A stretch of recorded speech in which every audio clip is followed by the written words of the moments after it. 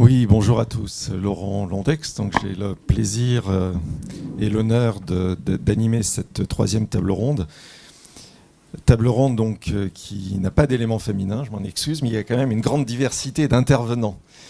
Donc au niveau des intervenants, donc on a effectivement sur ma gauche Jonathan Attia, qui est un entrepreneur de la blockchain, mais aussi le directeur de l'observatoire Diplo for Tech, qui travaille sur les enjeux qu'on peut avoir entre les nouvelles technologies et le droit. Ça a été déjà un peu évoqué, qui nous donnera effectivement sa vision du sujet, puisque je vous rappelle le sujet de la table ronde, hein, c'est dans un environnement, et on en a parlé ce matin, où l'IA se développe énormément. J'ai entendu beaucoup de peur ce matin dans les interventions ou de risques. Donc, qu'est-ce que l'on peut faire? Quels sont les enjeux de contrôle, d'explicabilité, d'audit de ces IA? Donc, deuxième intervenant qui interviendra, effectivement, Cyril Batalet, qui dirige toute l'activité de déploiement d'IA vers les entreprises chez Accenture. Donc, lui, il est au quotidien au contact des entreprises par rapport à leurs besoins dans les déploiements des IA. Et enfin, le troisième intervenant, donc c'est Fabien Gandon, qui est un des piliers du projet 3IA dont vous avez entendu parler ce matin, dans la mesure où il est directeur de recherche à l'INRIA, directeur scientifique adjoint du centre INRIA Méditerranée, qui pilote également des laboratoires en rapport avec la culture. Il dirige le laboratoire commun avec Quant. Vous connaissez Quant, le moteur de recherche français. Donc c'est quelqu'un qui est très impliqué dans le monde de l'IA et dans le monde de l'IA, je dirais, régional en particulier, avec un rayonnement bien sûr international de ces recherches. Voilà, alors je l'ai évoqué quand on a décidé avec Stéphanie de monter un workshop autour de l'IA. J'ai commencé à réfléchir, à proposer quelque chose, parce qu'on voit de plus en plus, alors on surfe sur la vague aujourd'hui, bien sûr, de ces intelligences artificielles. On sait que ça va révolutionner la vie des individus, la vie des entreprises. Au fur et à mesure où ça devient une réalité, où ça rentre effectivement au quotidien dans nos vies, hein, se lèvent quelques voix sur oui, mais est-ce qu'on est sûr que c'est bien là pour nous aider, qu'il n'y a pas des enjeux d'orientation, qu'il y a des enjeux de remplacement de l'humain? Vous avez vu les quelques scandales, certains ont été évoqués précédemment dans les autres tables rondes, mais vous avez vu effectivement le scandale de Cambridge Analytica, où on pense que l'analyse de données issues de Facebook a pu orienter des votes et favoriser la prise de pouvoir de Trump aux États-Unis. Donc on voit qu'il y a une inquiétude qui pointe dans le monde, dans le grand public. Peut-être chez certains chefs d'entreprise aussi, ou chez certains salariés ou managers qui peuvent se sentir dépossédés. Donc le but de cette table ronde, c'est de revenir sur des enjeux, effectivement, de quelles sont vraiment la nature de ces risques. Est-ce qu'ils sont réels ou est-ce qu'ils sont un peu fantasmés? Donc ce sera la première partie de l'échange. Et il y a une deuxième partie qui sera, mais qu'est-ce que l'on peut faire effectivement pour justement rassurer, construire la confiance dont parlait Isabelle Galli? C'est-à-dire qu'est-ce qui peut être fait? Est-ce que c'est un enjeu d'éducation, un enjeu associatif global? Est-ce que c'est des enjeux plutôt techniques? C'est-à-dire comment est-ce qu'on peut faire techniquement pour éviter ces biais et les choses? Voilà, quels sont les sujets qu'on va évoquer dans l'heure qui vient. Et donc, sans plus tarder, je vais passer la parole à Jonathan avec une petite consigne qui dit on va essayer de faire des interventions relativement courtes, quitte à en faire plusieurs, puisqu'il y a plusieurs sujets que j'aimerais qu'on aborde. Voilà, Jonathan, je passe le micro. Merci Laurent, bonjour à tous. Merci aux organisateurs pour cette matinale, ce workshop. Permettez-moi tout d'abord d'introduire le DEL4T. Donc c'est un laboratoire récent rattaché au GREDEG, donc l'Université de Nice. Je salue mes collègues Marina Teller, Caroline Eken, Julie Charpenay et les fabricateurs, donc les étudiants qui sont rattachés à la Fablex. La structure du DEL4T importe peu, ce qui importe c'est son positionnement. Donc nous on a fait le pari de s'intéresser à l'IA et à la blockchain séparément, indépendamment et simultanément. Parce qu'on pense qu'il il existe actuellement aujourd'hui, mais ça va se développer de plus en plus, une intrication forte entre l'IA et la blockchain, tout simplement parce que la blockchain peut apporter la preuve nécessaire et donc la traçabilité à l'IA. Tout à l'heure, on parlait de l'explicabilité. L'explicabilité, c'est aussi une capacité à pouvoir démontrer un cheminement, une démonstration. Et là-dessus, si vous voulez, quand on est dans une... Alors, quand on parle de black box, la black box, c'est l'un des concepts du deep learning, mais c'est aussi c'est un concept qui s'applique à toute entreprise. Toute entreprise, quand elle dit « nous ne réutilisons pas les données », c'est une black box parce qu'on a juste la parole. On n'a pas de preuves. Donc, si vous voulez, la blockchain est en cela intéressante parce qu'elle peut apporter un consensus, une traçabilité, un registre, notamment quand il est distribué, ou en tout cas quand il appartient à un consortium. Donc, ce sont des paris scientifiques que nous avons fait au DL4T et on revendique clairement ce positionnement. Alors, s'agissant du DL4T, il y a 3 entités, donc la chaire Coyeré, la Fablex et l'Observatoire. Donc, l'Observatoire que je préside a pour vocation de réunir les acteurs blockchain IA sur des réflexions deep law, c'est-à-dire d'essayer de concevoir un cadre légal avec une compréhension intime de la technologie. Donc c'est ce qui un peu résume l'interdisciplinarité des acteurs nécessaires pour pouvoir aborder correctement ces sujets. En introduction très rapide, j'aimerais poser comme base de réflexion, et puis limite on va développer aussi tous les sujets connexes, entre l'IA faible et l'IA forte. Si je devais résumer en quelques phrases ce qu'est l'IA faible et l'IA forte, l'IA faible est un algorithme de deep learning ou de machine learning, peu importe, qui va répondre à un objectif. Si on devait extrapoler par rapport à cette définition l'IA forte est en capacité de créer ses propres algorithmes. Nous, aujourd'hui, nous développons des algorithmes. L'IA forte sera en capacité de les développer elle-même. Donc toute la problématique, toutes les appréhensions que l'on a face à ou à l'égard de l'IA faible, en réalité, ce n'est pas un vrai problème parce qu'on va développer toute la dimension humaine qui est associée à l'IA faible et aux data. Par contre, l'IA forte, quand elle sera développée, là, les vraies questions et les vrais risques se poseront à ce moment-là. Parce que je considère, et je pense que c'est un peu le point de vue des uns et des autres, que l'IA faible a une neutralité intrinsèque au même titre que cette table. Je veux dire, cette table, est-ce qu'elle est neutre ? Bah oui, elle est neutre. Est-ce qu'on va rendre responsable le designer ou le fabricant de cette table ? Non. Par contre, si je prends cette table et je la jette sur la foule, ouais, là, je suis responsable de ce que j'en ai fait. Donc cette table ne devient plus neutre, mais elle ne devient plus neutre dans son usage. Dans l'absolu, il y a une neutralité des algorithmes du deep ou de machine learning. On en discutera et on développera le sujet. Je ne veux pas mobiliser une intervention. Enfin voilà, je vais plutôt favoriser l'interaction avec mes collègues. Merci Jonathan pour lancer le débat, puisqu'on va revenir effectivement sur ces notions d'IA faible, d'IA forte, et puis les biais de données ou les biais des algorithmes, et c'est peut-être effectivement des solutions différentes. Alors Cyril lui travaille au quotidien avec les entreprises. On l'a évoqué ce matin, les entreprises ont des enjeux de performance économique, de propriété intellectuelle, et ne souhaitent pas toujours d'ailleurs partager leurs algorithmes, leurs résultats et leurs données. Et donc j'avais 2 questions pour Cyril. C'est est-ce que c'est la neutralité des IA, est-ce que c'est un vrai sujet pour l'entreprise aujourd'hui, ou est-ce que c'est plutôt uniquement la performance économique et la productivité apportée par l'IA ? Et quelque part, est-ce qu'aujourd'hui vous êtes confronté, vous, sur certains projets, à ces enjeux ? Quelle est votre vision personnelle chez Accenture de ces risques et de ces dangers ? Merci Laurent. Je voudrais commencer par donner un petit peu de contexte effectivement avant de répondre à cette question spécifique, qui est que on parle beaucoup des risques de l'intelligence artificielle. On a entendu encore ce matin, il y a beaucoup d'inquiétudes par rapport à ce que peut faire l'intelligence artificielle. Et je pense que on a raison de se poser des questions, mais on aime aussi un peu se faire peur. Tout ce qui est changement de rupture apporte toujours une certaine anxiété potentielle. Et je pense que c'est le cas ici. Donc c'est important quand même de remettre dans le contexte que l'intelligence artificielle, c'est une chance fantastique pour l'humanité. C'est un ensemble de solutions qui permettra d'améliorer de manière drastique l'éducation, la santé, la protection de l'environnement, l'intérêt du travail, réduire la pénibilité, etc. Donc il faut d'abord considérer tous les avantages et l'attractivité de l'intelligence artificielle, qui est bien sûr quelque chose qui est très important pour les entreprises et dans le business aussi. Ensuite, il faut considérer que l'intelligence artificielle, effectivement, c'est un outil, comme cette table, et cet outil, on en fait ce que l'on décide. Donc c'est à nous, collectivement, de décider comment on applique l'intelligence artificielle, et notamment, concernant la question de Laurent, dans les entreprises, il y a une notion forte de responsabilité, de responsabilité sociale, responsabilité corporate, dans l'application de l'intelligence artificielle.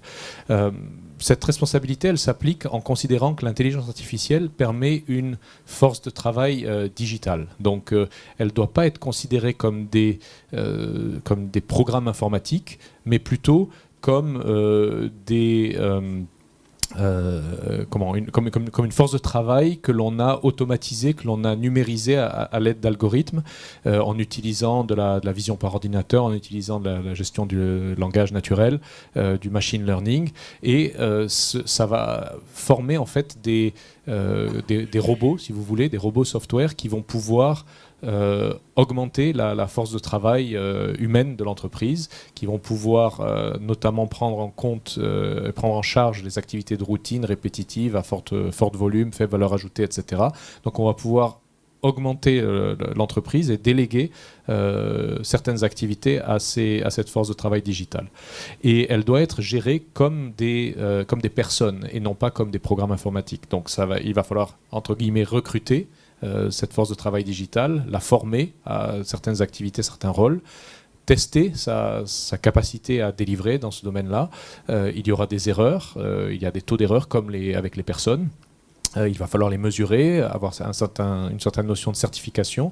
Et on va aussi construire une certaine confiance vis-à-vis de cette intelligence artificielle qui va exécuter des tâches, qui va aider à la décision. Et on va s'apercevoir au cours du temps que les recommandations sont généralement les bonnes, sont de plus en plus précises, etc. Et du coup, on va construire sa confiance vers ces algorithmes d'intelligence artificielle. Comment on va la construire envers des personnes, des nouvelles recrues qu'on ne connaît pas au début. Puis finalement, en les observant, on va s'apercevoir qu'ils savent de quoi ils parlent, ils prennent les bonnes décisions la plupart du temps, etc. Et donc, c'est vraiment le positionnement de l'intelligence artificielle dans la réflexion sur la neutralité, sur la responsabilité et le risque, doit être similaire à ce positionnement lorsque l'on s'intéresse à des personnes et lorsqu'on embauche des individus. Donc, on sait que ces algorithmes d'intelligence artificielle vont faire des erreurs, vont se tromper parfois. Il faudra avoir des mécanismes de recours, des mécanismes de correction, de supervision, d'escalade de situations, etc. Concernant la responsabilité en entreprise, donc, comme on le disait, il y a une question de création d'intelligence artificielle responsable, et finalement nous on utilise l'analogie d'élever l'intelligence artificielle comme on élève nos enfants, avec des notions de morale, des notions de bien et mal, etc. Et c'est un petit peu l'esprit qu'il faut appliquer. Donc je pense qu'il y a, je vais peut-être repasser la main, mais il y a d'autres aspects importants de l'intelligence artificielle dans le contexte de l'amélioration de l'éthique et de l'équité.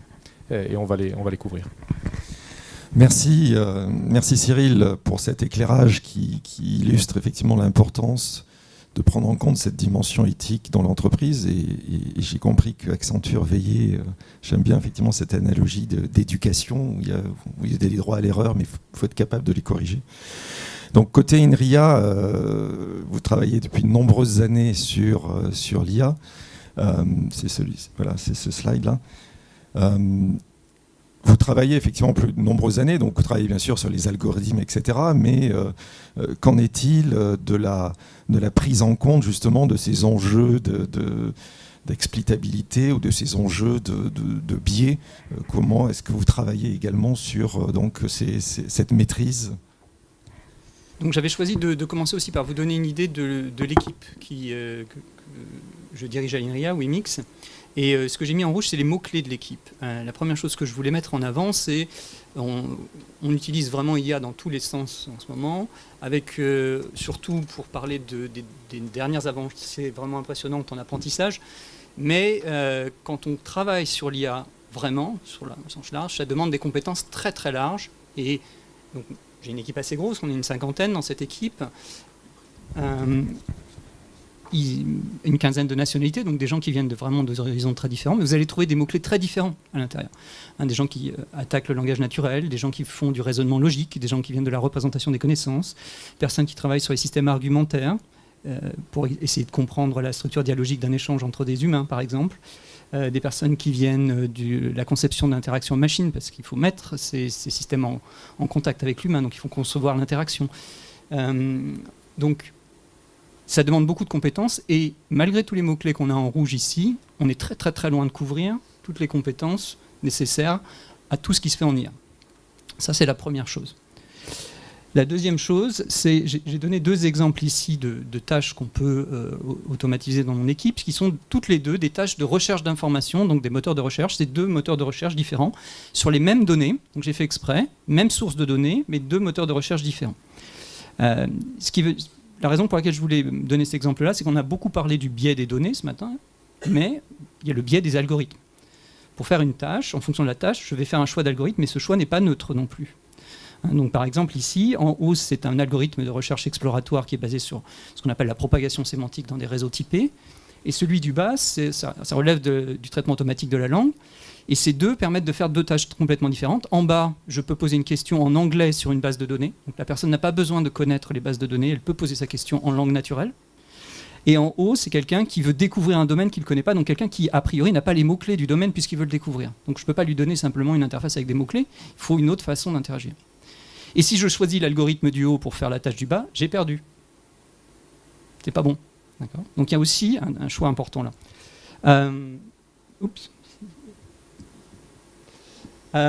Autre aspect sur lequel on travaille, c'est représenter et raisonner sur l'utilisateur. Donc que ce soit au niveau individuel, donc par exemple avoir des modèles qui représentent l'utilisateur et raisonner pour adapter le système à un individu particulier, mais aussi au niveau des communautés, donc détecter l'existence d'une communauté d'intérêt, la raison d'être de cette communauté d'intérêt et adapter le système à cette communauté, puisqu'il y a un intérêt qui les soude, voire même faire des choses très éphémères, comme détecter l'état émotionnel d'une personne et adapter la réponse du système à l'état émotionnel. Donc ça, on l'a couplé par exemple avec l'analyse de débat pour montrer que l'état émotionnel des personnes dans un débat influait sur leur façon dont elles prenaient position ou pas dans le débat, et qu'in fine, par exemple, une stratégie basée sur le pathos, donc sur l'émotion, gagnait par rapport à une stratégie basée sur le logos, c'est-à-dire le raisonnement. Alors ça étonne personne, mais si vous voulez mettre un robot dans ce débat et qu'il n'a aucune intelligence émotionnelle, c'est perdu. Parce qu'il va rester dans le logos. Et puis, derrière ça, on a toute une batterie d'algorithmes très différents pour faire des choses très différentes. Par exemple, là, je donne un exemple d'algorithme qui permet de faire du raisonnement, de la déduction. Vous lui donnez des données, il en déduit des nouvelles données, basées sur des algorithmes de graphes. Mais je peux faire aussi de l'apprentissage, alors pas forcément sur la donnée, mais par exemple sur les requêtes. Je peux apprendre sur les requêtes, à prédire avant qu'on résolve une question. Est-ce qu'elle va être dure à résoudre? Est-ce que vous voulez payer le prix de cette question, par exemple?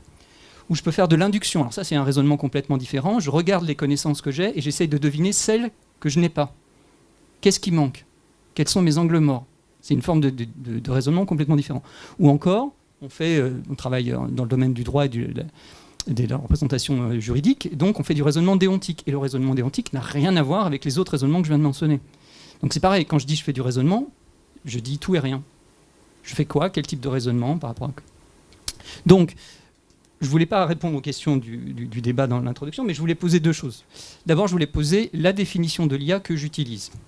Parce que rien qu'en regardant la littérature historique depuis 1956, je peux vous en sortir 9. Voilà. Donc, celle que, quand je vais prononcer le mot IA, pour moi, c'est celle qui est à l'écran.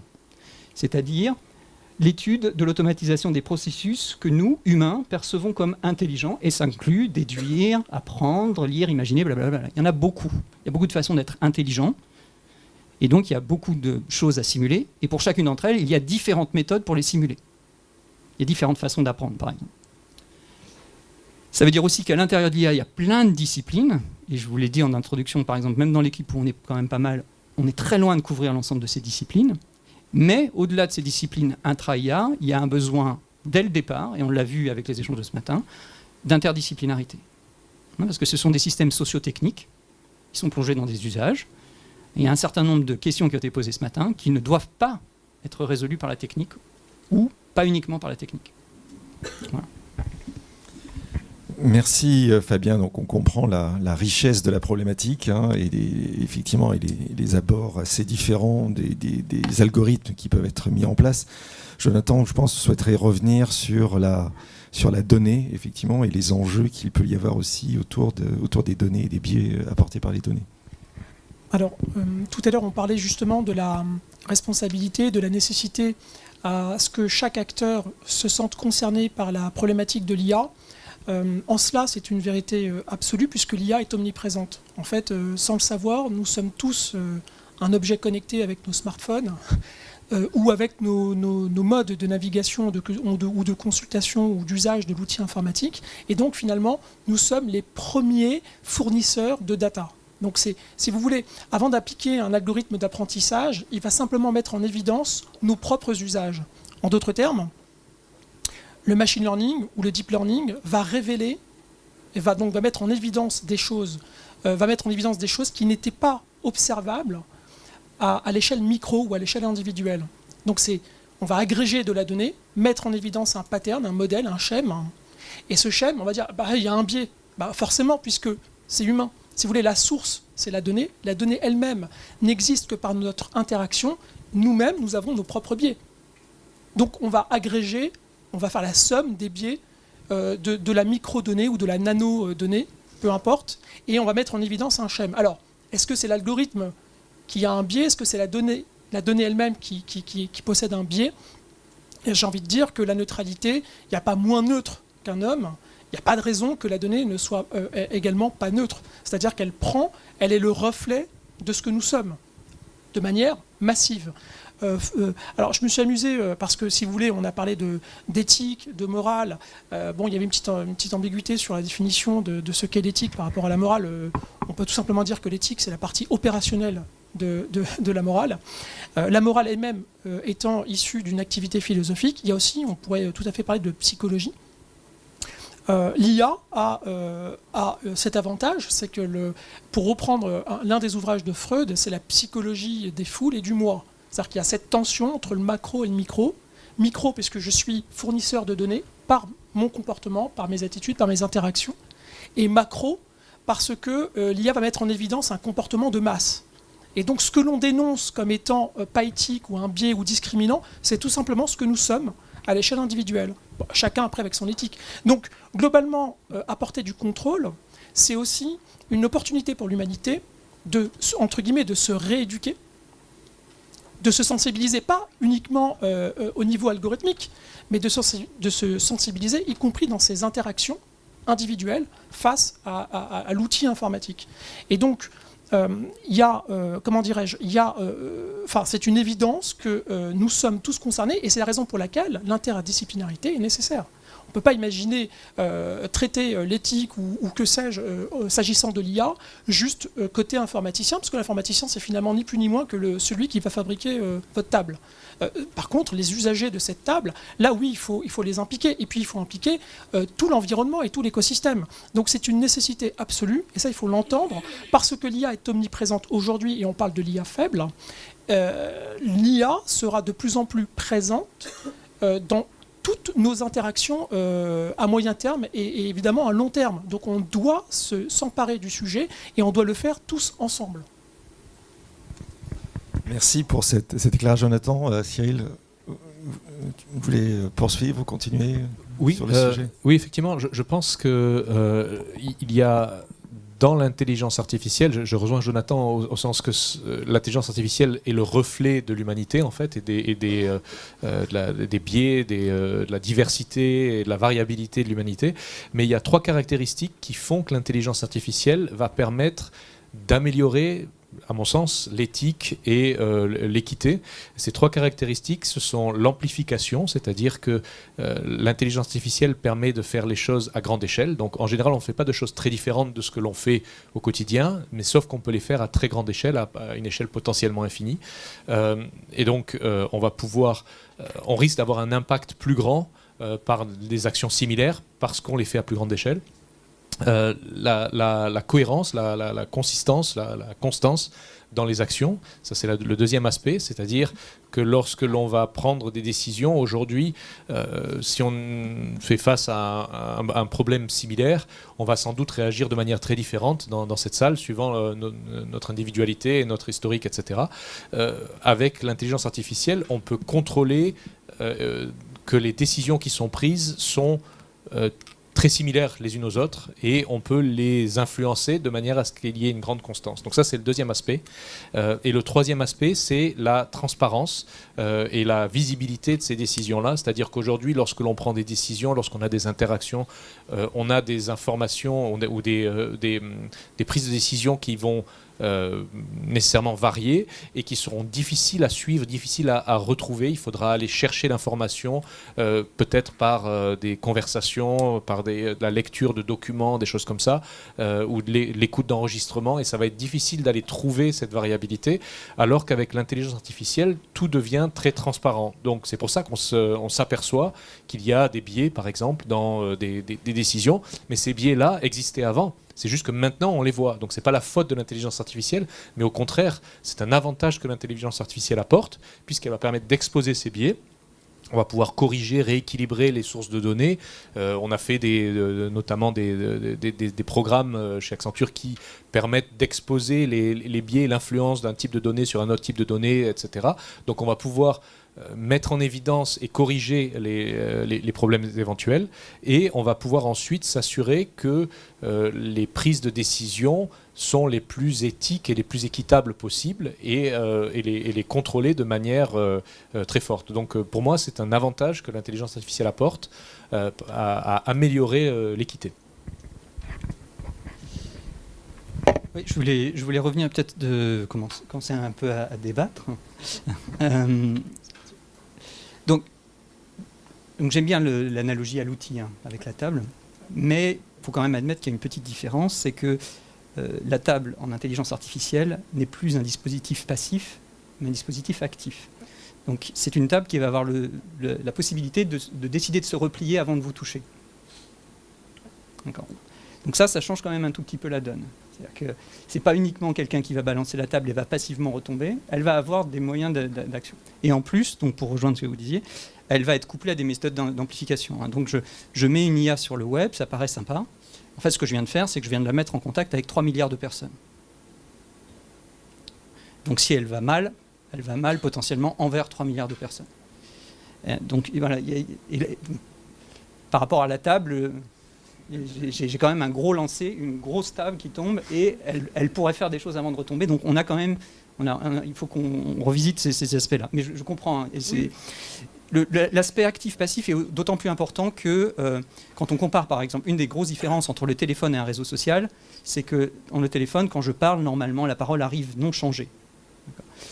Et ce n'est pas le cas des autres médias de communication qu'on a mis en place. Ils modifient ma parole, ils montrent des choses, ils choisissent ce qu'ils montrent ou pas. Il y a une modification, le média n'est pas passif. Donc ça, c'est très important.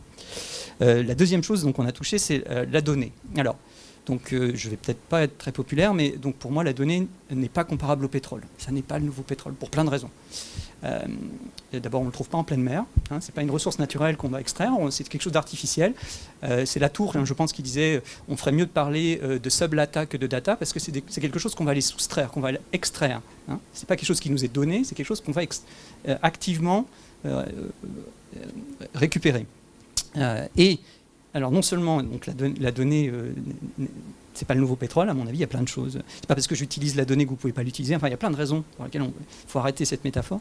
Mais en plus, le pétrole brut existe, mais la donnée brute n'existe pas. Elle vient toujours avec un choix de modèle. Et la pire des choses qui puisse arriver, c'est ne pas documenter ça. Si je couple une IA avec un thermostat dans cette salle, je peux dire, bah voilà, c'est la température. Mais le fait d'avoir mis le thermostat en bas de la salle, ici, et en haut de la salle, là-bas, ça a un impact. Et si je ne l'ai pas documenté, mon IA va apprendre des choses qui sont fausses, comme par exemple, il fait toujours froid ici et toujours chaud là-bas.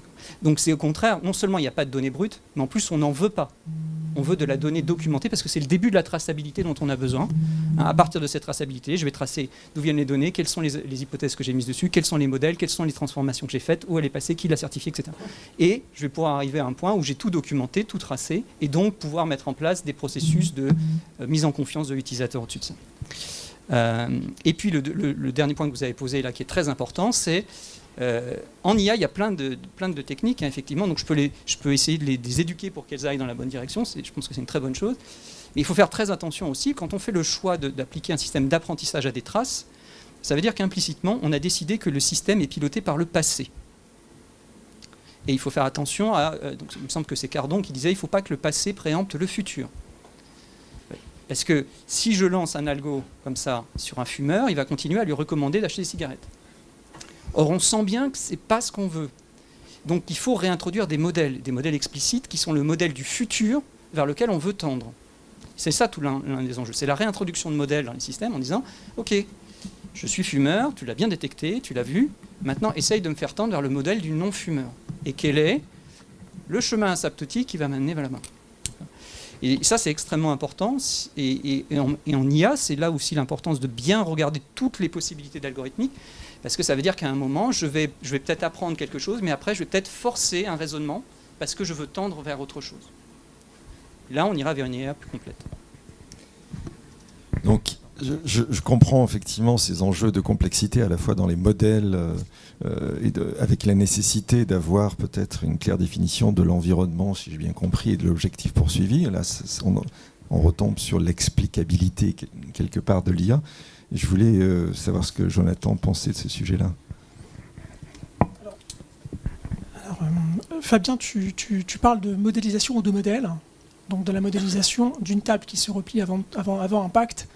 Faut-il encore l'avoir modélisé? Parce que le deep learning ou le machine learning ne le fera pas de lui-même, n'aura pas cette décision. Et s'il y a modèle et donc application humaine, ça veut dire qu'il y a potentiellement, et on retrouve le biais humain dans la programmation, dans le choix du modèle et des paramètres.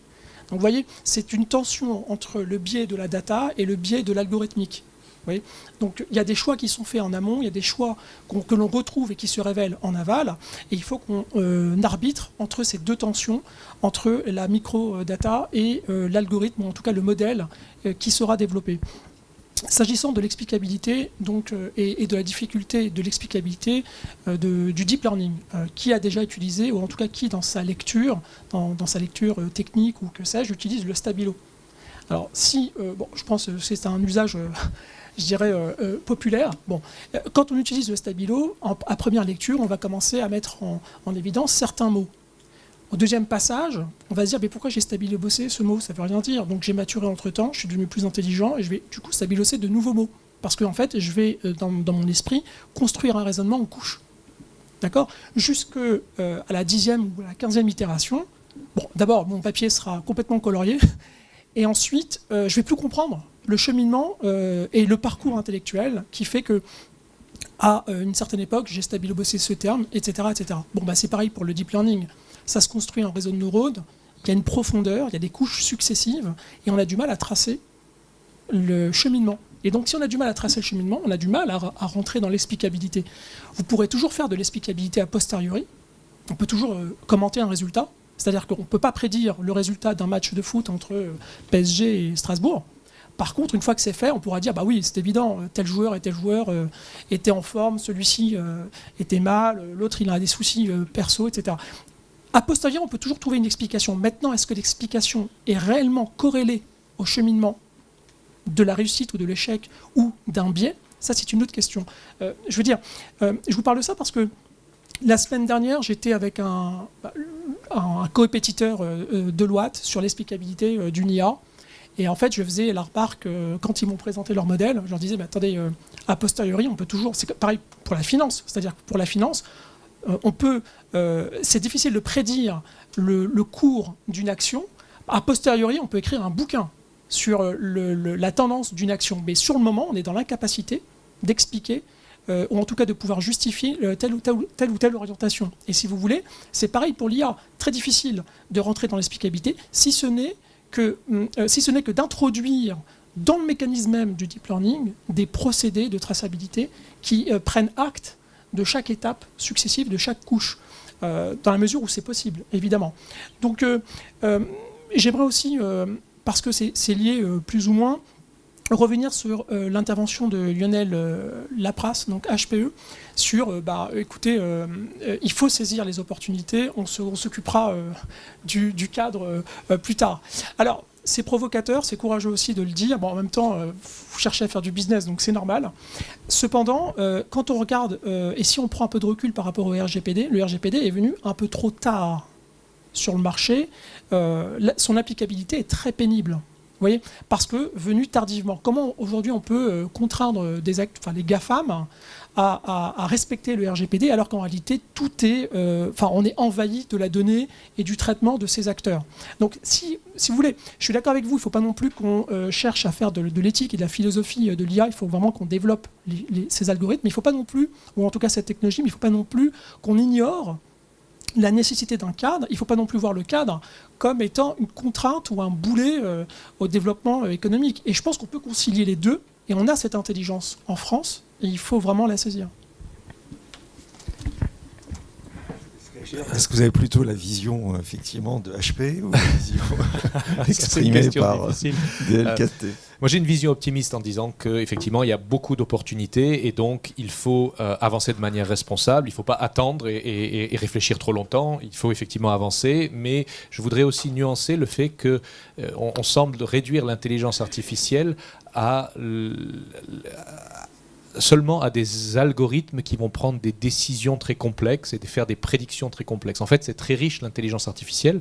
Il y a de l'automatisation, de la gestion de constats d'accidents automobiles, où on va automatiser la lecture des formulaires, où on va automatiser la capture des informations, vérifier que les informations sont les mêmes sur les divers documents, etc.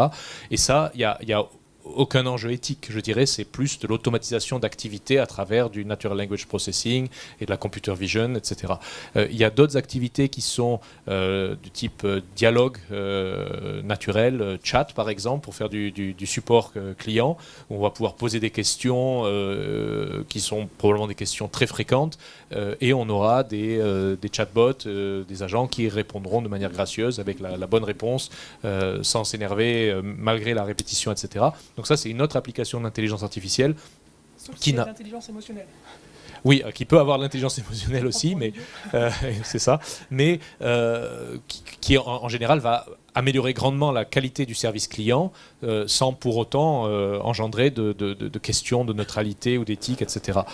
D'autres exemples qui peuvent être très utiles et sans non plus avoir nécessairement d'enjeux forts au niveau éthique sont les exemples de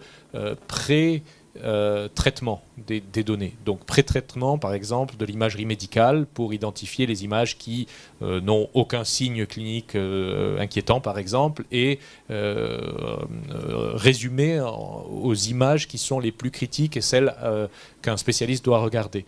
Donc là, en général, à moins qu'on se plante complètement et qu'il élimine des images avec des informations importantes, en général, c'est une aide à la productivité. Ça va permettre d'utiliser le temps de l'expert de manière plus efficace et ça ne va pas forcément avoir de soucis éthique. Après, il y a d'autres aspects qui sont la personnalisation. Ce qui fait que ce que vous voyez sur votre flux de données, sur les articles, les amis qu'on vous propose, etc., seront différents en fonction de qui vous êtes et quel est votre passé. Et là, effectivement, on commence à avoir des impacts qui sont en fait des impacts de personnes sur d'autres personnes. C'est ceux qui font ces algorithmes de personnalisation et qui les configurent, qui vont avoir un impact potentiellement à grande échelle en privant une partie de la population d'un certain type d'informations, en orientant, etc. Et un autre exemple, effectivement, c'est les décisions, comme on parlait, je crois, j'ai entendu tout à l'heure, les décisions de prêt immobilier. Ces décisions de prêt immobilier, pour moi, ça ne doit pas forcément être de l'intelligence artificielle qui le fait, mais ça doit être des algorithmes mécaniques avec des règles bien définies et qui peuvent être très clairement montrées pour justifier chaque décision. Donc il faut nuancer en fonction du cas d'usage. Ouais, alors c'est parfait pour la transition. Donc je suis d'accord. Alors en amont, le point très important vous soulevez, c'est aussi, il me semble que c'est dans le brouillon de la Commission européenne sur les règles d'éthique, la responsabilité que l'on a dans la composition de l'équipe que l'on va mettre à travailler dessus. Ça commence là en fait. C'est-à-dire que si au départ on ne met que des programmeurs, et je m'inclus donc dans la critique, on est mal parti. Donc déjà, rien qu'en amont, c'est pas forcément très compliqué comme manœuvre, hein. C'est simplement de dire dans l'équipe de départ, je vais mettre peut-être un représentant des utilisateurs, je vais mettre quelqu'un qui a une vision légale, je vais amener à la table. C'est pas parce que je fais une application informatique, hein, c'est la grosse différence entre l'application et le programme, que je dois juste les donner à des programmes.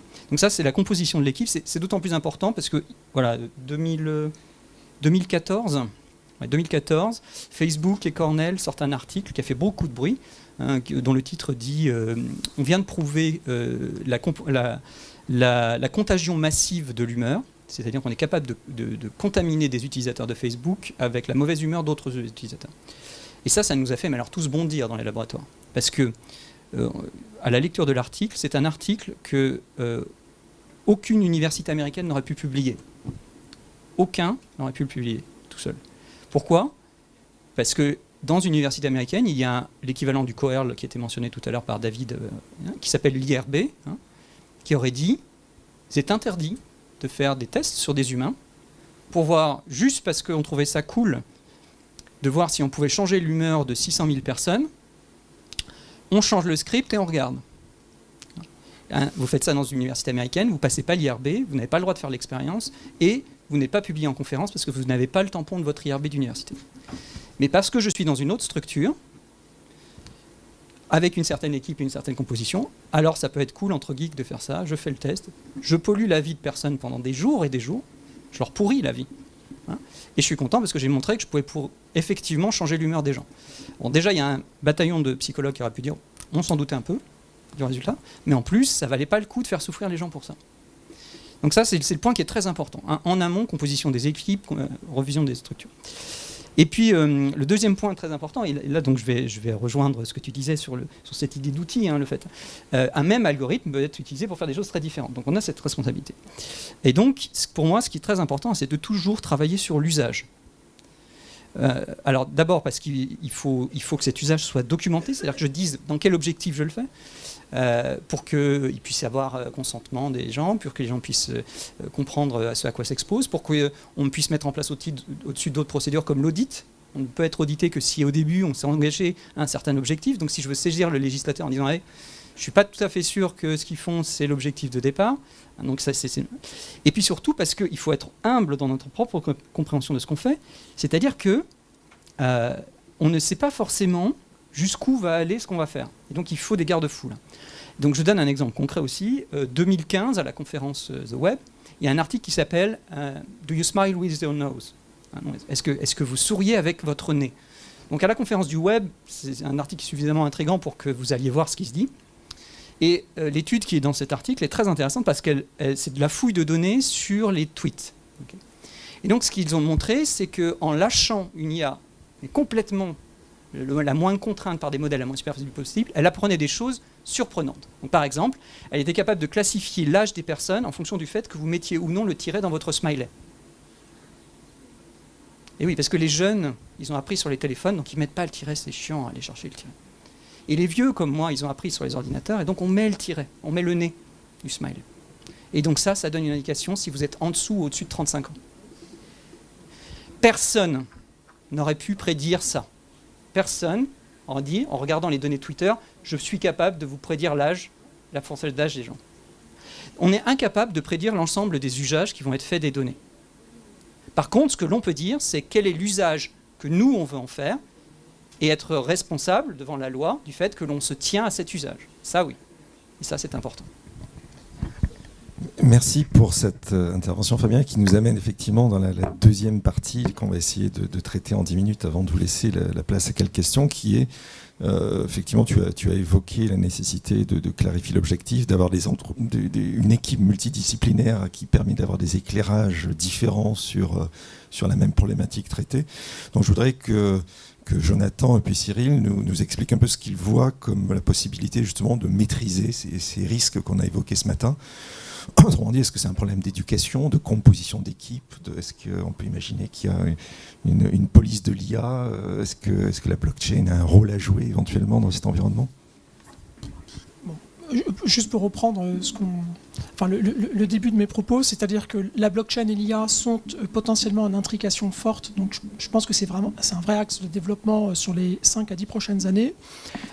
S'agissant du contrôle en fait, de l'IA, nous au DL4T, ce qu'on essaie de développer comme une réflexion actuellement, c'est la création d'un superviseur, un peu comme l'autorité des marchés financiers pour la finance. Il faudrait qu'on ait l'autorité des IA. En France, c'est indispensable parce que cette autorité doit s'impliquer aussi bien sur l'aspect technologique, donc un cadre, un framework, des recommandations, des best practices, que sur un cadre réglementaire. On ne peut pas laisser faire, sans bien sûr ralentir la phase R&D, innovation de cette IA. Donc, si on veut parler de contrôle, il faut parler de représentativité. Si on veut parler de représentativité, c'est-à-dire qu'il faut inviter tous les acteurs autour d'une même table pour discuter tous ensemble, tous secteurs confondus. Il y a effectivement, Fabien le disait, l'usage qui est important, parce que c'est l'usage qui caractérise les risques qui sont liés à telle ou telle solution IA, sachant que, juste pour démystifier un aspect, parce qu'on parle d'intelligence artificielle, il y a des craintes qui sont associées à l'intelligence artificielle. L'intelligence n'est pas intelligente en tant que telle, elle n'est intelligente que dans le cadre d'un usage spécifique. Vous prenez l'intelligence sur la reconnaissance d'images, par exemple, et vous voulez l'appliquer à un signal sonore, c'est plus bête qu'un enfant de 3 ans, si vous voulez. Donc il n'y a pas d'intelligence hors contexte, hors usage, par conséquent. Donc, si on veut contrôler, en tout cas apporter une dimension de contrôle efficace, efficiente par rapport aux acteurs de l'IA, je pense, en tout cas nous pensons, qu'il faudrait une autorité là-dessus, et nous allons œuvrer en ce sens, même si Caroline me fait signe de loin, pas du tout. Mais bon, c'est un débat ouvert, on en discutera tous ensemble. Donc du coup, ça n'engage que moi. Bon, voilà. Je passe la parole à... Oui, parce que c'est une vision assez contrôle, qui ne va pas forcément dans le sens d'ailleurs de ce que les entreprises, les GAFA ou autres souhaitent. Je ne sais pas quelle est la vision d'Accenture du sujet. Alors, je pense qu'au-delà de tous les aspects que l'on a discutés jusqu'à présent en termes de responsabilité individuelle et collective et corporate dans l'application de l'intelligence artificielle, les aspects organisationnels et multidisciplinaires pour envisager les conséquences inattendues ou non voulues de ces solutions-là. Il y a aussi des solutions techniques, et je parlais tout à l'heure des caractéristiques d'amplification, de constance et de transparence de l'IA. Ça veut dire qu'on peut aussi utiliser l'IA pour visualiser et contrôler les dérives potentielles, utiliser des solutions d'intelligence artificielle pour vérifier le bien fondé, l'équilibre, la caractéristique mesurée des décisions qui sont prises ou des activités. Mais Cyril, si c'est l'IA qui supervise l'IA, donc c'est le biais au carré, quoi. Non, c'est pas l'IA qui supervise l'IA, mais c'est... Enfin, je comprends. C'est l'outil. Mais l'IA est un outil pour les hommes. Donc, oui, bien sûr. Mais bon, après, on peut arriver... Tout le monde a vu Matrix, je pense, dans la salle. On sait les dangers d'une police qui n'est pas forcément contrôlée. Mais comme Jonathan le disait à juste titre, pour l'instant, la table, elle ne décide pas de se jeter toute seule. Il y a quelqu'un. Ouais, je vais rester sur la table. Pour une fois qu'on n'utilise pas le marteau, voilà. Donc on va garder la table. Donc, et pour l'instant, on est vraiment dans un paradigme d'IA faible où quelqu'un a décidé, pour un usage particulier, d'utiliser une méthode particulière. L'algorithme ne s'est pas réveillé un matin en disant « Tiens, je vais analyser ça ». Et donc c'est valable aussi pour la mise en place de ce qu'on peut appeler des chiens de garde, effectivement, qui seraient des IA qui vont chercher un comportement déviant. Mais là encore... Donc c'est vraiment important qu'on ait plutôt ces débats-là d'ailleurs que des débats sur le futur où une IA prendrait le contrôle, parce que le danger immédiat, c'est moins la prise de contrôle par l'IA que l'utilisation malveillante de l'IA ou le renforcement de comportements individuels ou collectifs par des IA mises en place faibles, parce qu'elles ont été mises en place au mauvais endroit ou de mauvaise façon. Et là encore, on a des exemples concrets. Par exemple, à la conférence Web Science. Alors, je suis désolé, je suis l'académique de service, donc voilà. Mais il y a eu un article que j'ai beaucoup aimé où ils ont mis en place des techniques de détection pour, en temps réel, vous dire si un pays avait changé ses pratiques et ses méthodes, et même au sens algorithmique, de censure du web. Donc vous voyez le changement. Donc ça c'est intéressant parce que qu'est-ce qu'on vient de mettre en place? Parce que côté censure, ils ont des systèmes de filtrage qui sont bien sûr sans surprise basés sur de l'IA. Mais de l'autre côté, on met en place une autre IA, volontairement on l'a choisie, qui elle va dire oula, tel pays vient de changer sa politique, on voit qu'il y a un filtrage de telle forme mise en place, c'est peut-être le moment d'alerter quelqu'un sur ce changement-là. Avec un rapport en disant, en plus c'est un pays de l'Union européenne, donc peut-être qu'il y a quelqu'un vraiment à alerter, enfin des choses comme ça. Et donc effectivement, ce sont des outils, et encore une fois, il faut qu'il y ait quelqu'un qui fasse la démarche à un moment de dire, tiens, je vais utiliser tel outil du data mining ou de la statistique pour vérifier si dans tel jeu de données, il n'y a pas un biais. Pourquoi ? Parce qu'il y a un enjeu. Alors on a parlé des enjeux en termes d'usage. On pourrait aussi parler, et encore une fois c'est dans le rapport de la Commission européenne, du fait que, par exemple, il faut être sensible à la population à qui c'est appliqué, et notamment aux populations qui sont les plus faibles. Donc est-ce que ce sont des enfants ? Donc là, il devrait y avoir immédiatement, par exemple, un warning quelque part en disant où est le rapport sur les biais en entrée de ces données, par exemple. Ça ne veut pas dire qu'il ne faut pas le faire pour les autres. Attention. Ce que je veux dire, c'est que lorsqu'on déploie une application, lorsque je déploie mon application, mon bon petit pain sur mon téléphone qui me donne où est la boulangerie la plus proche, bon, si elle est biaisée, je vais me planter de boulangerie. Donc, ça va. Si c'est une application qui décide de tout le parcours professionnel et du futur de mon enfant, voilà, l'enjeu est tel que immédiatement en entrée, il doit y avoir la question sur ce jeu de données.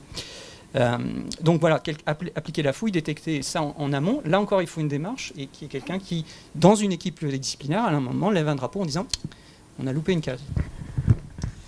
Merci, oui, on a eu un débat très riche. Je souhaiterais néanmoins ouvrir à la salle quelques questions sur les 10 minutes qui nous restent. Alors, je vais me permettre de rebondir sur plusieurs de vos points. Parce que pour moi, quelque part, la question aurait déjà dû être « a-t-on besoin d'être neutre ?» Parce que, en fait, l'être humain, c'est d'abord une grande diversité. Donc, effectivement, Fabien, tu as présenté un certain nombre d'outils. On sait qu'on a des approches très statistiques, donc où la loi de Gauss est malheureusement trop souvent utilisée. Et donc, quelque part, mais sociologiquement, on le voit aussi aujourd'hui, on veut réduire la diversité à une représentativité égalitaire.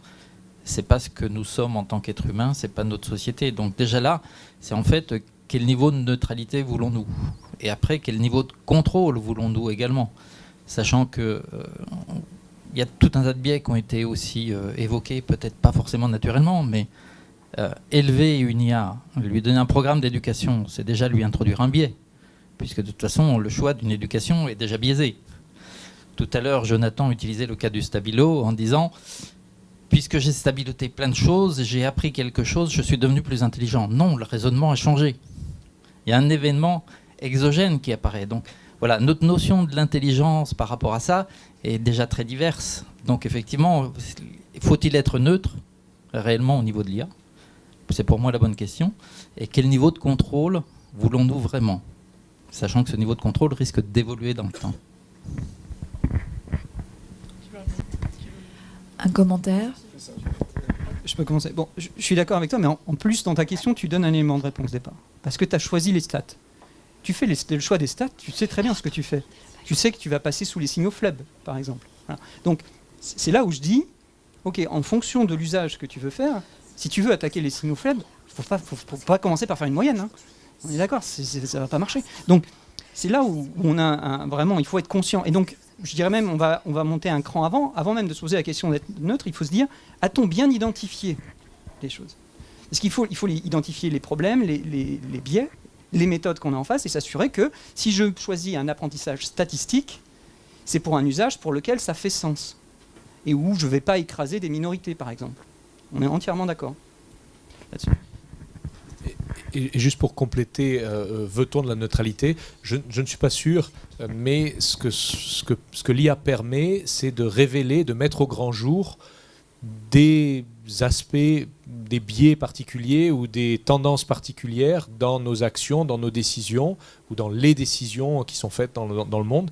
Et du coup, de se poser la question, est-ce qu'on les accepte? Est-ce qu'elles sont bénéfiques ou maléfiques? Est-ce qu'il faut les corriger d'une certaine façon? Ce que l'on ne pouvait pas forcément faire avant. Donc c'est vraiment plus une mise en lumière. Vous m'avez invité à faire un commentaire. C'était le début de notre propos, c'est-à-dire qu'il n'y a pas de neutralité dans la donnée. Il n'y a pas de neutralité aussi dans l'algorithmique. Donc après, si vous voulez, quand vous parlez de contrôle, le contrôle aussi n'est pas neutre.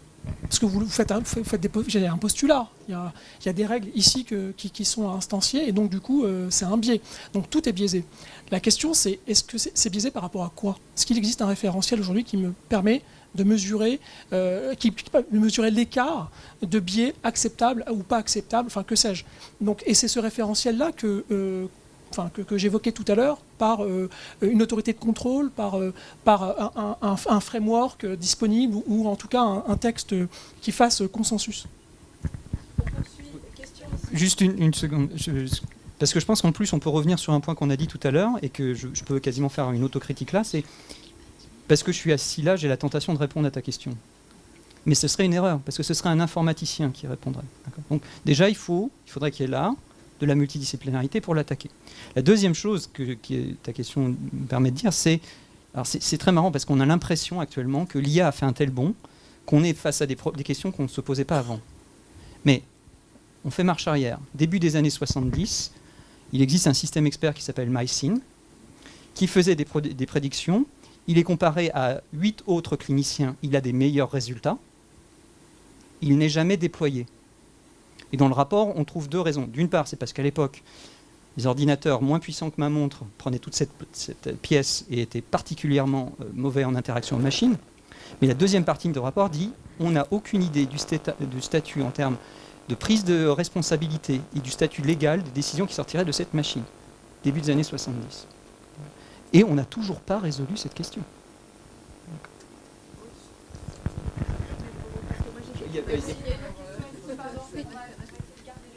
Oui, bonjour Caroline Lequen, maître de conférence à l'Université Côte d'Azur et partie prenante du programme des LKT. Donc Jonathan soulignait à juste titre nos divergences, mais je crois que c'est précisément ce qui fait la richesse du débat pluridisciplinaire, et c'est comme ça qu'on parviendra à des solutions, à mon sens, constructives. Alors j'aimerais formuler une double remarque qui émane d'un point de vue nécessairement orienté, celle d'une juriste. La première concerne la question de l'éthique qui a été abondamment traitée ce matin. Alors on nous parle beaucoup d'éthique, mais il y a quelque chose dont on n'a pas du tout parlé, et nous ça nous choque, c'est de droits fondamentaux. Parce que certes, on nous dit qu'il va falloir résoudre les problèmes au travers de la morale, de l'éthique, etc.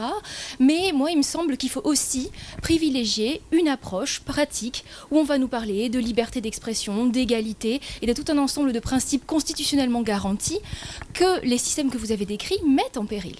Donc l'approche juridique, pour moi, elle est fondamentale. Alors bien évidemment, on est dans un contexte de concurrence des normativités où on sait que légiférer de manière trop contraignante ferait fuir les acteurs et qu'il faut prendre en considération là pour construire une co-régulation efficace.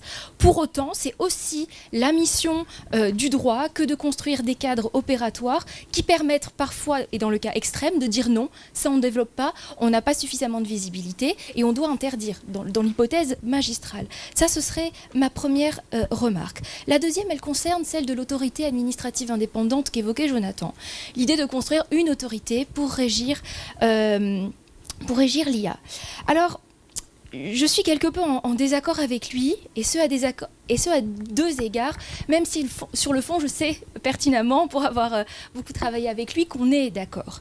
La première, c'est qu'à certains égards, la AI reflète une démarche un peu passéiste, désolé de le dire, qui se réfère à des schèmes de pouvoir anciens, pas du tout circulaires, qui sont une émanation de l'administration telle qu'on la conçoit depuis des années, et qui, à mon sens, ne répondent pas et ne permettent pas d'impliquer les acteurs comme ils doivent l'être sur un sujet aussi particulier.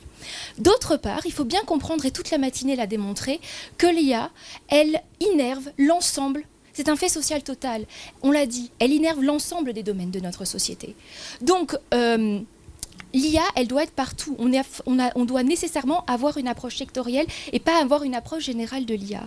C'est la raison pour laquelle, en termes de régulation, on ne peut pas avoir une AI générale. Pourquoi ? Parce que les exigences en termes juridiques qui seront posées pour un algorithme qui permet à un avion d'atterrir et un algorithme qui gère les flux sur les réseaux sociaux ne seront nécessairement pas les mêmes. L'algorithme qui va permettre de détecter la fraude sur un marché financier n'appelle pas les mêmes compétences et les mêmes exigences que l'algorithme dans un tout autre domaine, que ce soit sur une plateforme ou ailleurs. Donc ça, c'est une première difficulté. Deuxièmement, je pense qu'il faut distinguer plusieurs choses. Il faut certes avoir un cadre et des grands principes. De la même manière qu'on a le RGPD, on peut très bien imaginer un certain nombre de principes constituants qui nous permettront, sur le modèle par exemple des lois d'Asimov, d'avoir des grandes guidelines en matière d'IA. Ça, on est d'accord. Mais après, à un autre échelon, c'est là d'où l'intérêt d'être juriste, on doit aussi privilégier une réglementation sectorielle qui va permettre de prendre en considération de manière pragmatique et précise les effets des algorithmes dans chacun des domaines de compétences. Donc de ce point de vue-là, je crois qu'il faut qu'on distingue d'une part les principes et le cadre, et d'autre part les enjeux régulatoires. Je m'arrête ici. J'allais interrompre, je sais que les minutes de juriste sont précieuses, j'allais interrompre. Alors, Caroline, on se parlera après, évidemment. Voilà, simplement. Non, mais évidemment. 30 secondes. Non, mais juste 30 secondes, c'est-à-dire que je pense qu'on dit exactement la même chose. Moi, je le voyais plutôt parce que l'actualité aujourd'hui pousse certains acteurs à jouer ce rôle.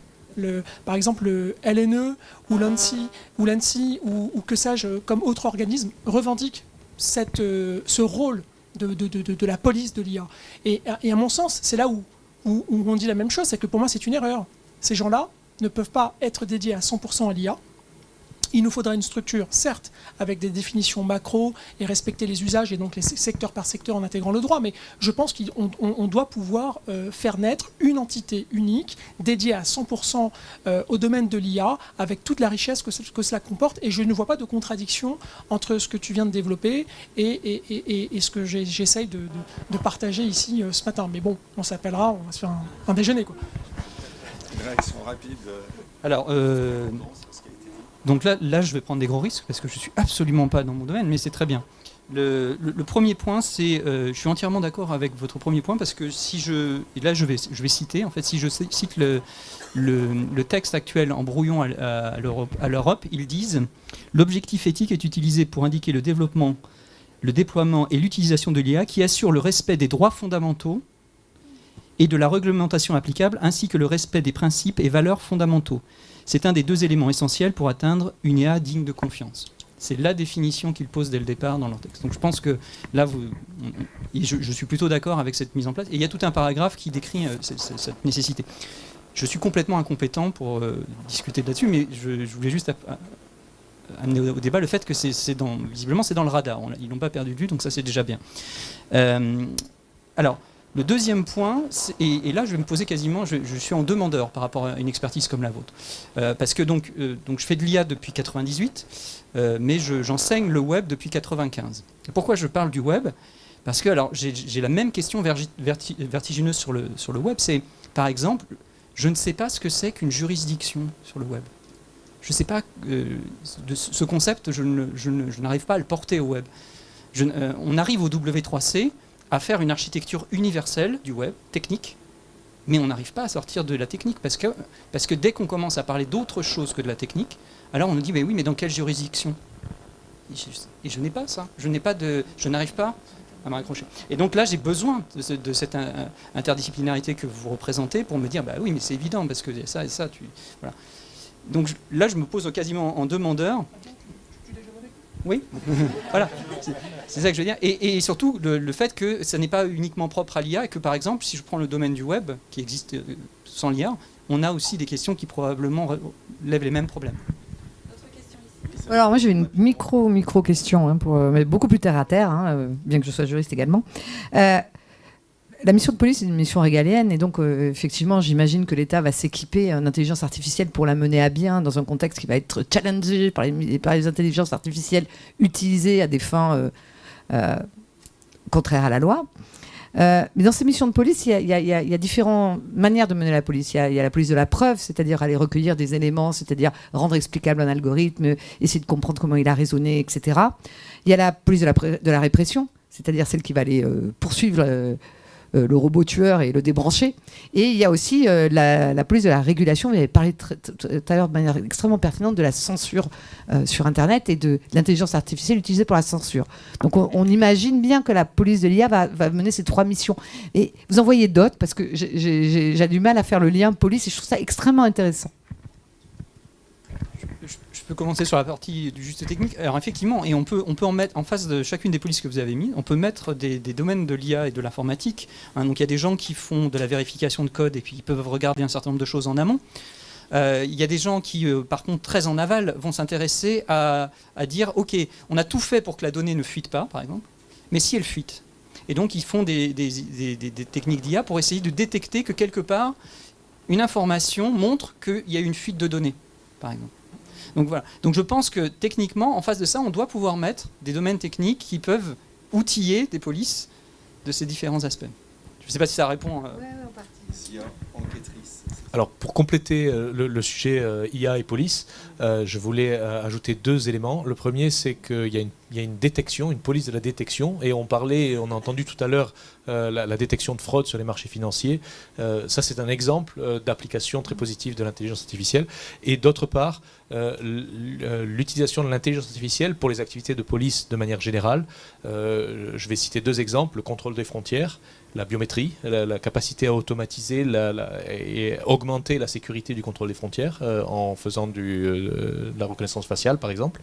L'autre exemple, c'est la surveillance des caméras de vidéosurveillance qui sont aujourd'hui pas utilisées à part lorsqu'il y a eu un incident et que l'on veut retourner sur l'enregistrement pour voir ce qui s'est passé, parce que simplement on n'a pas le personnel pour regarder 10 000 ou 30 000 caméras de vidéosurveillance.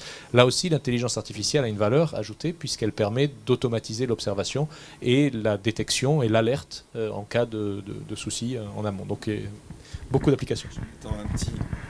Au passage, juste un tout petit ajout qui est important. Je ne voudrais pas non plus donner l'impression que tout est résolu. Et donc, je voulais juste ramener un des problèmes majeurs sur une des polices, par exemple. Donc, si je prends, on va prendre la première, celle où je valide, donc je veux m'assurer que le code fait bien quelque chose et pas autre chose. Ça crée une autre tension, c'est que si vous documentez ça et que vous le rendez transparent, vous rendez aussi plus facile son abus. Donc on crée des nouvelles tensions et on le voit, un moteur de recherche par exemple, s'il documente comment il fait le ranking sur le web, alors automatiquement les boîtes qui font du SEO vont l'utiliser pour biaiser le ranking. Donc on a des boucles très complexes comme ça.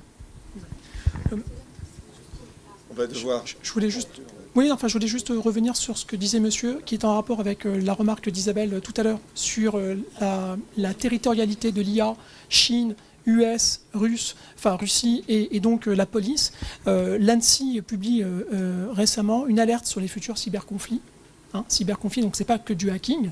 On engage de l'IA, on déploie de l'IA. Donc il va falloir que nous-mêmes, on déploie nos propres armes IA pour contrer ce type d'attaque, et pas uniquement de l'analyse de flux dynamique. En d'autres termes, si ce n'est pas centralisé, s'il n'y a pas un organisme qui contrôle ce genre de pratique, ou en tout cas ce genre d'outils, on sera vraiment très mal parce qu'il peut y avoir des dérives très graves. Voilà, je suis désolé, je dois faire la police du temps, moi. Et donc, j'ai une toute dernière question et on se donne 1 minute avant de conclure. Les intervenants restent là et je suggère qu'on utilise l'heure du déjeuner pour continuer à échanger. Mais en plénière, on va devoir conclure. Juste 2 petites questions, vraiment petites. Vous dites que l'IA, c'est pour permettre la transparence des décisions. Mais quand on est dans une IA forte et que c'est un algorithme qui développe elle-même ses propres algorithmes, est-ce que vous êtes capable de trouver justement cette transparence, quoi ? Alors, je peux répondre très rapidement. L'intelligence artificielle forte, je suis content qu'on n'ait pas passé beaucoup de temps, comme le disait Fabien tout à l'heure, parce que c'est quelque chose qui est... on ne sait pas bien comment ça va fonctionner, si ça va fonctionner un jour, il y a des débats. Aujourd'hui, vraiment, ce qui nous impacte, ce qui peut nous impacter et qui peut nous apporter de la valeur, c'est l'IA faible, c'est-à-dire des algorithmes qui sont des outils que l'on utilise, que l'on applique pour des cas d'usage que l'on définit, que l'on maîtrise complètement. On est encore très loin de... Enfin, on parle d'intelligence artificielle, il n'y a vraiment pas beaucoup d'intelligence dans ces algorithmes aujourd'hui. Et ma dernière question, c'est par rapport aux émotions. Vous parliez tout à l'heure de pathos et logos, mais est-ce qu'on n'est pas en train d'enseigner les émotions à des robots, notamment quand ils sont avec des centres d'autisme ou de maisons de retraite? On a très peu parlé de cette partie émotion au niveau des robots. Est-ce qu'il y a une volonté de... Alors, je ne vais pas parler des robots, ce serait tout un débat, je pense qu'il y a toute une table à faire là-dessus. Hein, L'an prochain, un prochain workshop, Stéphanie. Bon, le prochain, ouais, sur les robots. Non, mais j'ai plusieurs personnes qui veulent dire juste. Mais oui, l'émotion est importante dans l'interaction, c'est pour ça qu'on l'étudiait. Mais à nouveau, il faut qu'on fasse très attention, parce que l'une des premières choses que les études qu'on a vues ont montré, c'est que on détectait que l'émotion était importante dans un débat. Et donc, si on voulait qu'un robot modérateur, par exemple, participe à un débat, il fallait qu'il prenne ça en compte. Mais ce que d'autres personnes ont immédiatement vu dans nos travaux, c'est qu'il pouvait biaiser le débat. Donc là, tout de suite, on lève le pied de l'accélérateur et on dit stop, regardons ce qu'on est en train de faire. Parce que intelligence émotionnelle, ça veut dire aussi qu'on pourrait imaginer des formes de biais émotionnels d'un débat. Ce qui d'ailleurs est pratiqué par les humains, mais bon, ça c'est une autre question. Et c'est ce qu'on voit aussi, on parle souvent de détection de l'émotion, détection du sentiment, par exemple dans les posts sur les réseaux sociaux, ou alors dans les échanges en chatbot. Et pour moi, c'est pas quelque chose qu'il faut regarder aujourd'hui, parce que c'est justement quelque chose qu'on peut utiliser pour manipuler un échange. Si on dialogue avec un chatbot et on veut parler à quelqu'un tout de suite, on commence à être grossier et hop, immédiatement on se dit « Ah, il est énervé, je vais le faire passer à quelqu'un ». Donc on va manipuler aussi. Voilà, merci. Je voudrais remercier nos intervenants pour la qualité de leur témoignage. Merci beaucoup et je laisse à Stéphanie le soin de conclure. On pourrait continuer encore une bonne demi-heure. Je crois que beaucoup de gens veulent intervenir maintenant, mais on est obligé de clore cette matinée. Merci beaucoup.